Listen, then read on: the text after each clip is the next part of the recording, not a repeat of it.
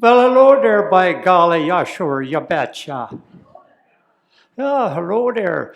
My name is Olaf, and I'd just like to say, God is good, and all the time. Oh, that was nice, yeah.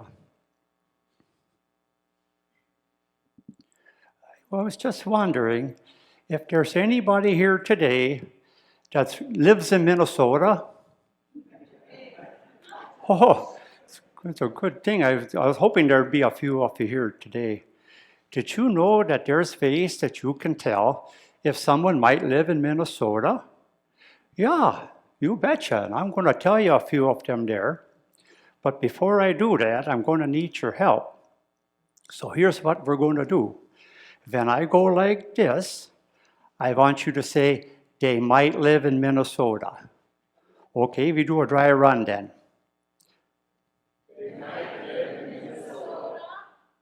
I think we're going to need another dry run.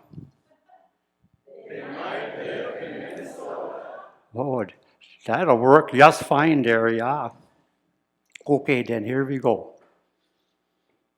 If they're proud of their state because it makes the national news 96 nights out of each year, because International Falls is the coldest spot in the nation,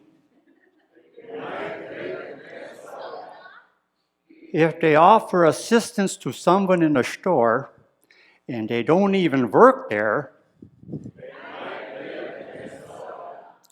if they've worn shorts and a parka at the same time,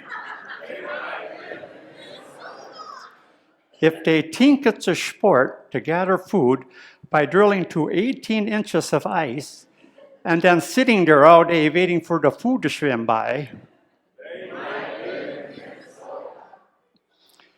if their town has the equal amount of bars and churches,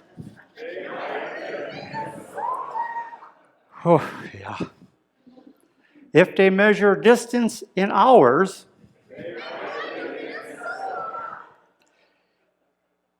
if they know several people who have hit a deer more than once,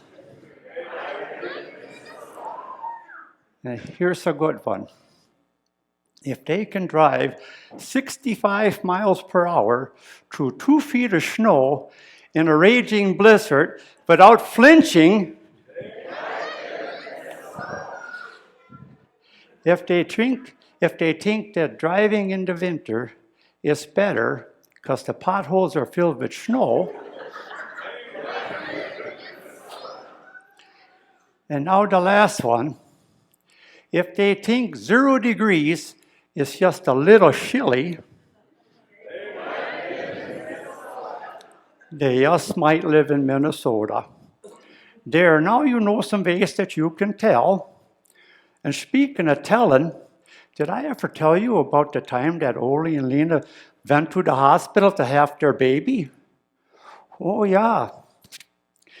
It was time for Oli and Lena to have their baby. So Oli and Lena drove to the hospital there.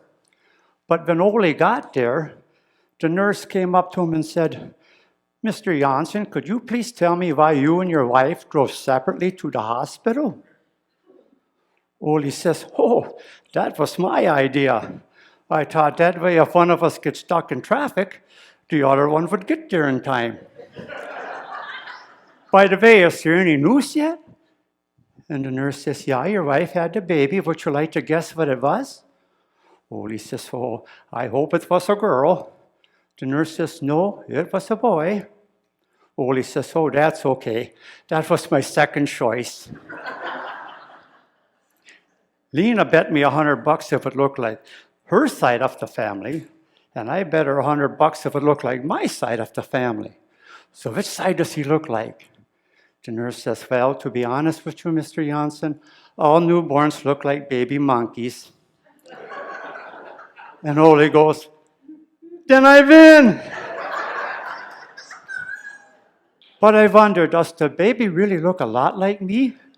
And the nurse says, well, when we hold him a certain way, he does indeed look like you, but we can't hold him that way for long or the blood rushes to his head. Oli says, can I see the new baby soon? She says, well, your wife thought that would be better if we waited till the baby was a little older, a little stronger, and can withstand the shock. Oli thought for a minute, and then he says, oh, that Lena, she thinks of everything. Well, I beg to differ on that one there, because she got pulled over by the policeman the other day. The policeman walks up to the car and he says, ma'am, what seems to be the problem there? You're swerving all over the road. And Lena says, well, I was swerving to miss the trees in the road. The policeman looks down the road. He says, ma'am, that's your pine tree air freshener.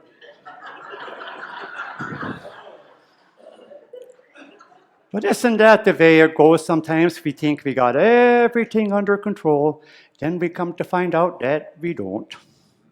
Just like when we're trying to fix something or put something together, we operate on the DIO system, to do it ourselves. And then when things don't work out, then we rely on the old saying, when all else fails, read the directions or the owner's manual. Well, you know, God has given us an owner's manual and an instruction book. It's called the Bible. And in there, he tells us how we are supposed to live our lives like children of God and what we can do when we have troubles. You know, when we were all in school and we had a problem we couldn't figure out, we had asked the teacher for help. Well, God has given us a teacher. His name is Jesus. And Jesus taught us that how to live our lives by the example he set when he was here on the earth. So when you have troubles, don't be afraid to ask God and Jesus for help. They love you and they love to help. Well, that's food for thought for today, so you think about that, and I thank you.